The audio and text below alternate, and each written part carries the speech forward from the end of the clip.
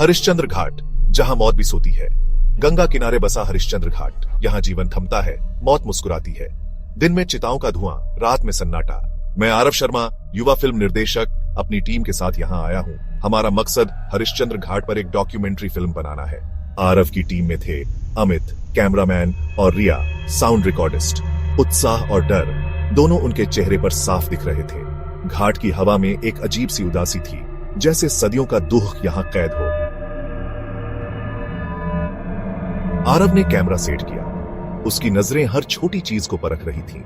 चिताओं की लपटें, रोते बिलखते लोग, सब कुछ फिल्म का हिस्सा बनने वाला था। शुरू करें? अमित ने कैमरा थामते हुए पूछा।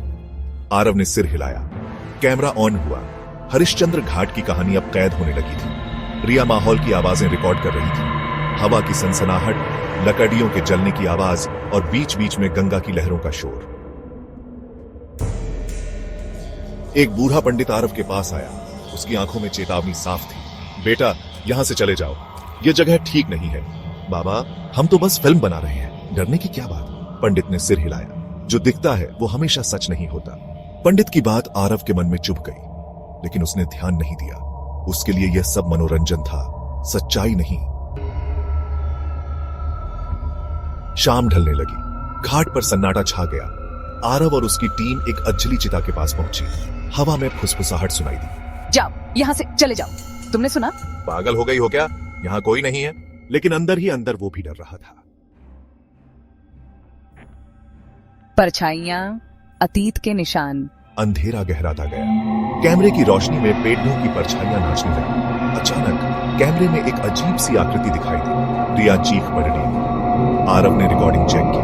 परछाई गायब थी। क्या यह सिर्फ उनका वहम था? S2 media group. People discussing in a dark forest. Person pointing towards something unseen in the forest. Stock distribute equally. देखा तुमने? अधूरी चिता, रहस्य की चिंगारी। अचानक हवा तेज हो गई। अधजली चिता से चिंगारियां उठने लगी। एक जलती हुई लकड़ी आरव के पैरों के पास आ गिरी। आरव ने जल्दी से लकड़ी को ठोकर मारकर दूर फेंका, लेकिन यह कोई साधारण आग नहीं थी। खौफ, कैमरे के पीछे का सच।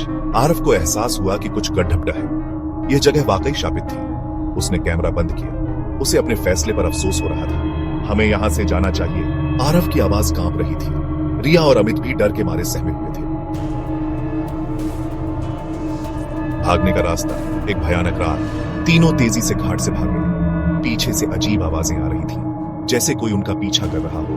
भागते भागते अमित ठोकर खाकर गिर गया। उसके हाथ से कैमरा छूट गया। आरव ने उसे उठाया। उन्हें वहां से जल्द भागना था। रहस्य का धुआं, आग कभी नहीं बुझती। आरव, अमित और रिया पूरी रात भागते रहे। सुबह होने तक वो एक सुरक्षित जगह पर पहुंच चुके थे, लेकिन उनका डर खत्म नहीं हुआ था।